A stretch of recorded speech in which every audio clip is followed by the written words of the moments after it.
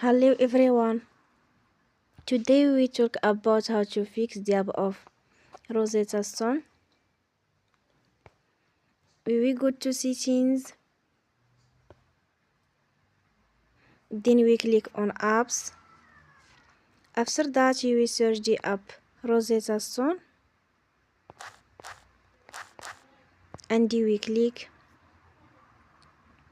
Then you will on for stop. After that you will go to storage. Then we click on clear cache.